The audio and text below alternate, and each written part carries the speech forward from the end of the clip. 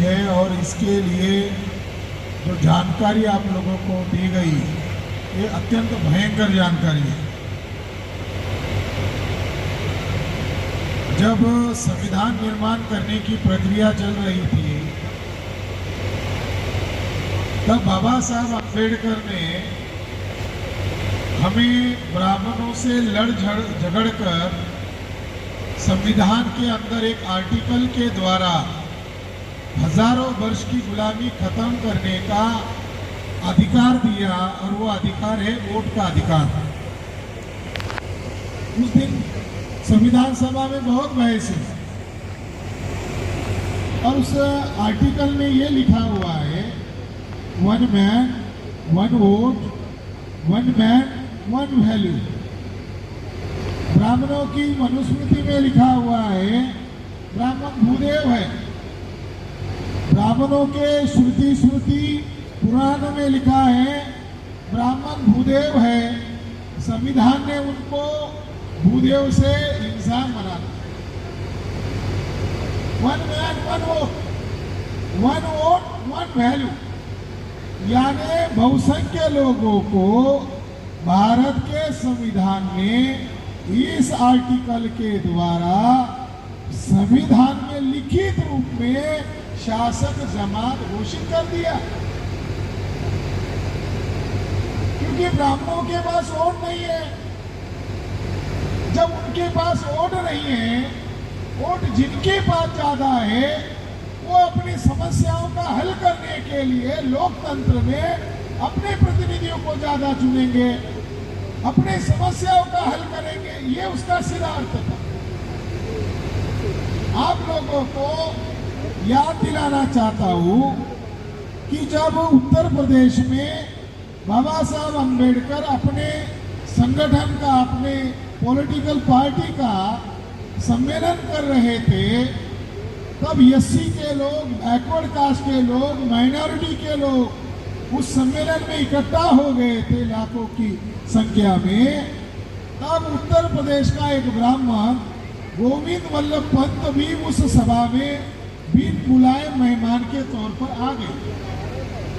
अब उसकी ये मंशा थी कि बाबा साहब अम्बेडकर लॉ मिनिस्टर है, फिर भी नेहरू सरकार की आलोचना करते हैं, मंत्रिमंडल का हिस्सा होने के बावजूद आलोचना करते हैं। जब वो अपने समाज में बोलेंगे तो क्या नेहरू सरकार की कमियों और खामियों के ऊपर बोलते हैं क्या? इसकी सीआईडी करने के लिए आया था। आकर मंच के बगल में आखिरी के सीट पर बैठ गया तो बाबा साहब अम्बेडकर के समय में हमारे लोगों को नया नया लोकतंत्र हो गया।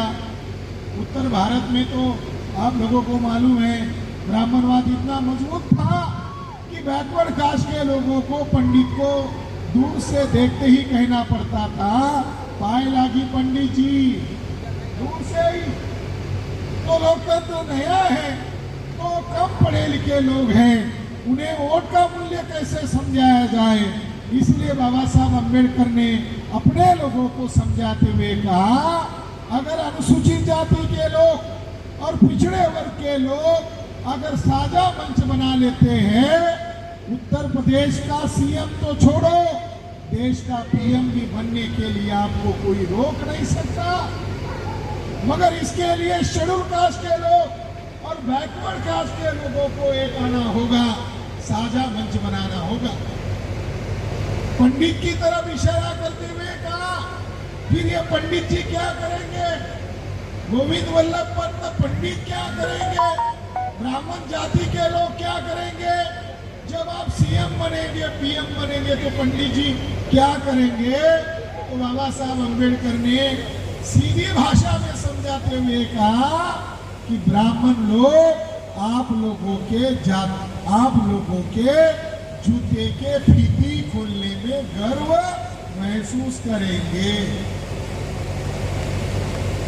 बाबा साहब अम्बेडकर पार्टी के नेता तो थे, मगर तत्कालीन लॉ मिनिस्टर थे। इसमें किसी वर्ग विशेष का अपमान नहीं है। हजारों सालों से जिन्होंने हमारे लोगों को गुलाम बनाया, उन लोगों का लोकतंत्र में मूल्य बताया, अपमान कहा कि यह मूल्य बताया। 3.5% ब्राह्मण लोग गांव का आज भी प्रधान नहीं चुन सकते, देश में एमपी एमएलए कहां से चुन सकते हैं? तो वोट का मूल्य इतना महत्वपूर्ण है। इन्होंने जिक्र किया कि बाबा साहब अम्बेडकर का मृत्यु हुआ, सही है। बाबा साहब अम्बेडकर 1957 के चुनाव में जिंदा अगर रहते तो 2 बड़ी क्रांति होती, समूचा भारत गौतमय कर देते और इस देश में शासक कौम बनाते। ब्राह्मणों ने दोनों उद्देश्य को विफल करने के लिए उनकी योजना बनाकर हत्या कर दी।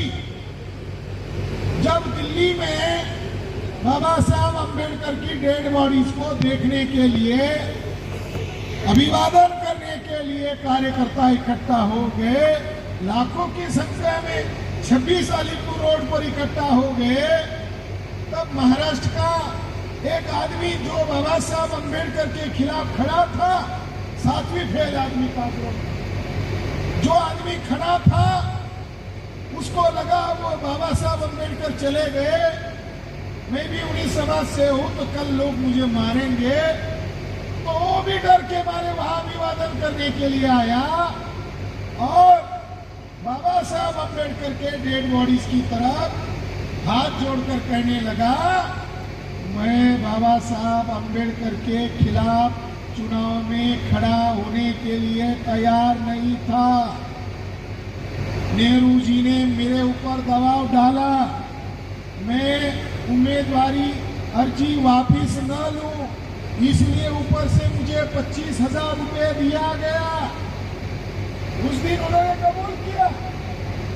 और ये बात बाबा साहब अम्बेडकर के अनुयायी सोनलाल शास्त्री जी ने बाबा साहब अम्बेडकर के साथ 25 वर्ष इस किताब में लिख के रखी है, जो उसके आई विटनेस है।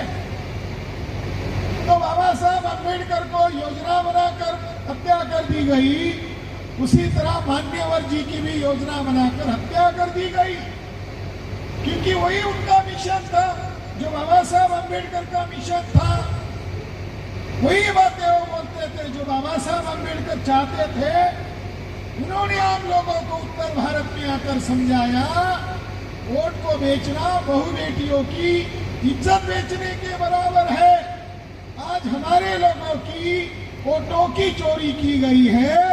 आज उत्तर भारत में, उत्तर प्रदेश में बहु बेटियों की दिन दहाड़े इज्जत लुटी जा रही है।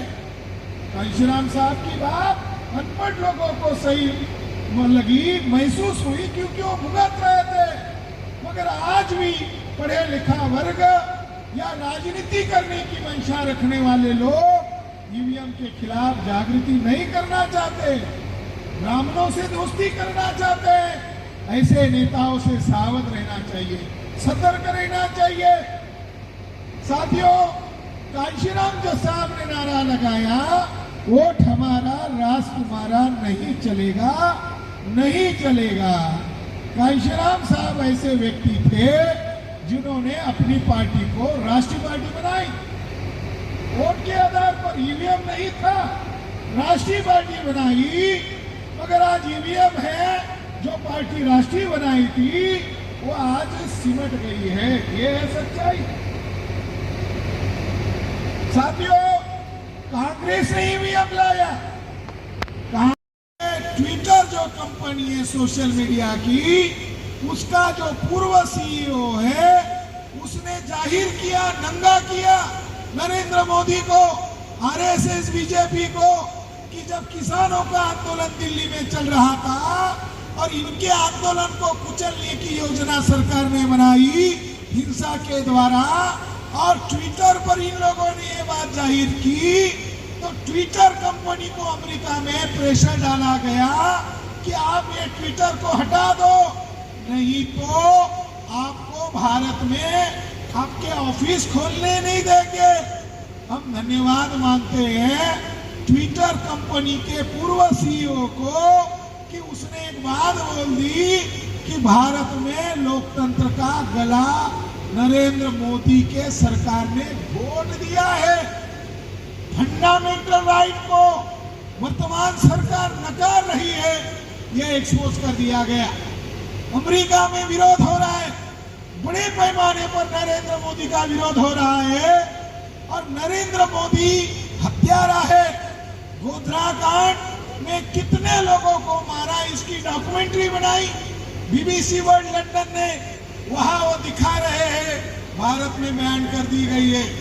भारत में बीजेपी और आरएसएस के लोगों का आतंकवादी चेहरा न पता चले, इसलिए उस डॉक्यूमेंट्री को बैन कर दिया और अमेरिका में खुले आम धड़ल्ले से दिखा रहे। साथियों, नरेंद्र मोदी की वजह से भारत देश की नाक कट गई है। उनको अपनी नाक की फिक्र नहीं है, मगर हमारे देश की नाक कट गई है। इसलिए मैं ऐसे नकारा प्रधानमंत्री का धिक्कार करता हूं कि जो भारत की प्रजा को बोलने की आजादी नहीं दे रहा है, फंडामेंटल राइट है, संवैधानिक अधिकार है, वो डिनाई कर रहा है। ये बात दुनिया के जो लोग हैं उन्होंने एक्सपोज कर दिया। दूसरी महत्वपूर्ण बात कि ये बातें, ये जानकारी देने के लिए ही परिवर्तन यात्रा नहीं है, बल्कि इसका समाधान भी हमें ढूंढना होगा। इसका समाधान भी हमें करना होगा कि 2 बार कांग्रेस वालों ने ईवीएम घोटाला किया, गुप्त समझौता हुआ और गुप्त समझौते के तहत कांग्रेस के ब्राह्मणों ने कहा आप भी 2 बार घोटाला करो, हमारा कोई ऑब्जेक्शन नहीं है, मगर तुम भी चुप रहो, हम भी चुप रहते हैं। भले तो तुम हमको चोर कहो, डाकू कहो, हमें आपत्ति नहीं है, मगर ईवीएम घोटाला करने वाले डकैत है ये मत बताओ। डकैत हो गए ये। साथियों, इन लोगों ने समझौता करके ईवीएम घोटाला किया और ईवीएम घोटाला करके लोकतंत्र को लगभग खत्म कर दिया गया है। वोट क्या है? 8 अक्टूबर 2013 का जो जजमेंट देने वाला जस्टिस सदाशिवम है, वो कहता है पैरा नंबर 29 में वोट क्या है? वोट कास्टिंग करना मतलब क्या करना है? वो कहता है ये फंडामेंटल राइट है, ये मौलिक अधिकार है। आप इसके जरिए से अपनी विचारों की अभिव्यक्ति करते हो। अगर इसको ही निष्प्रभावित कर दिया जाएगा, कहाँ लोकतंत्र है? यानी वोट का अधिकार चोरी करके खत्म करना ये राष्ट्रद्रोह है। फिर इस देश की लोकतंत्र की हत्या करने में कौन कौन शामिल है? कांग्रेस शामिल है, ब्राह्मणों की पार्टी। और कौन शामिल है? बीजेपी को शामिल है। और तीसरी संस्था कौन शामिल है? चुनाव आयोग शामिल है, न्यायपालिका शामिल। न्यायपालिका का उदाहरण देना चाहता हूं कि जब 2014 में ईवीएम घोटाला हुआ